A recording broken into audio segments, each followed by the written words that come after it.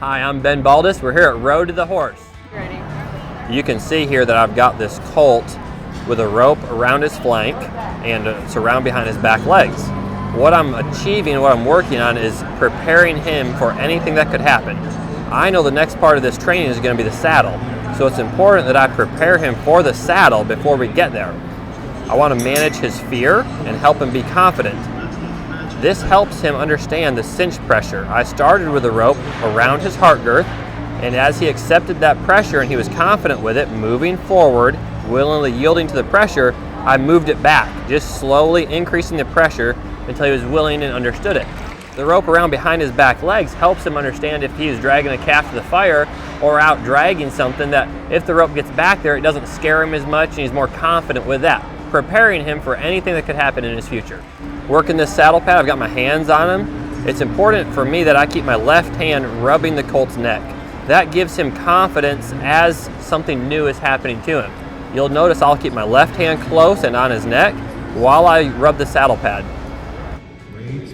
Similar to Chris Cox's style, what I've learned from Chris and other mentors is to keep lots of movement, lots of rhythm to what I'm doing. You'll notice I don't sneak up to this colt. I don't sneak up to him being real cautious and timid. I move right up to him and I keep the rhythm moving and I keep my hands moving, my left hand on his neck and the saddle or saddle pad.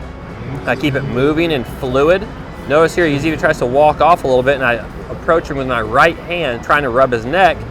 There he's licking his lip and relaxing.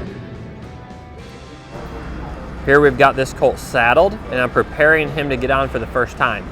It's important that I prepare him for that movement of me getting on and him seeing me out of both eyes. I don't want to only work the left side, so I reach over, I work the right side. I pause here to watch his eye, watch his ears, taking a pulse of his breathing, seeing how he's breathing, how he's feeling. I'm watching his ears and paying close attention to how he's feeling.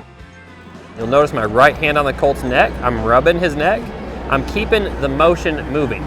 So think of if I stood perfectly still and then just tried to step up on him, it would scare him. All that motion would be too much for him. But if I keep the rhythm moving with my right hand and step to him, he'll be much more accepting and much more understanding, far less fearful. Really keeping the rhythm and keeping my hands moving helps manage his fears and doesn't surprise him. What sometimes happens is we're afraid they're going to take off or jump or buck or move, and we sit perfectly still. Sitting perfectly still like a statue up there actually causes more harm.